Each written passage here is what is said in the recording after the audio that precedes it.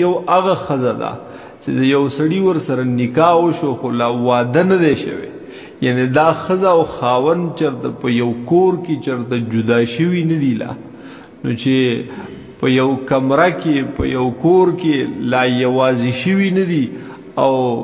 د دغې واده نه مخکې ورله طلاق ورکړي، د نکاح نه بعد او د واده نه مخکې طلاق ورکړي، نو په دغې صورت کې بیا د دې ښځې مهر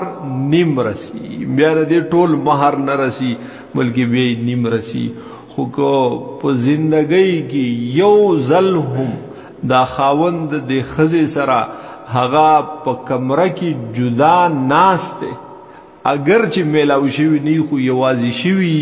نو بیا ترې نه هم یو روپۍ ایسارولی نشي بلکې ټول په ټوله به ورله ورکوي. وَكَيْفَ تَأْخُذُونَهُ وَقَدْ أَفْضَى بَعْضُكُمْ إِلَى بَعْضٍ. دا نور غیرت الله تعالی دی انسانانو ته ورکوي چې ته د دې ښځې نه پیسې اخلې، طلاق دی ورله په خپله خوښه ورکو، د هغې څه ګناه پکې نشتي، هغه نه ده خوښه په طلاقو باندې، خو ته ورله د خپل طرف نه طلاق ورکې، نو په تا کې دومره غیرت نشته، حالان کې د دې نه تا خپل حاجت پوره کړی، خپل ضرورت دې دې نه پوره کړی، او دومره دله شوې بې غیرته شوې چې هغه مهر ترې نه واپس اخلې. وَكَيْفَ تَأْخُذُونَهُ سرنګې به تاسو اخلی دا مهر، وقد افضى بعضكم الى بعض حالان کې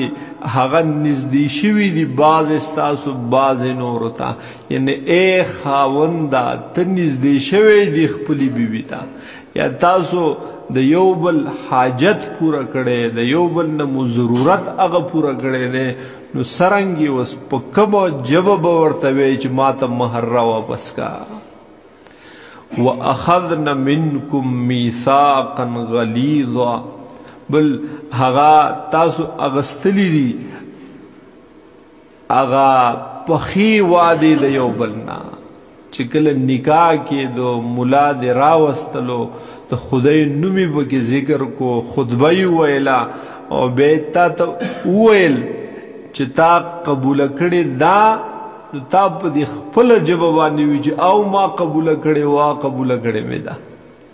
او یا ستا پلار وویل قبوله کړې ده،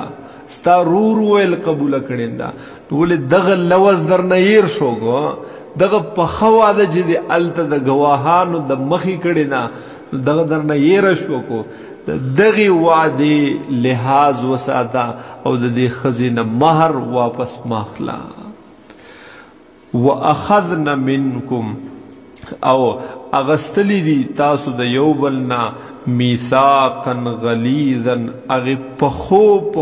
وعدو لرا اقرارونو لرا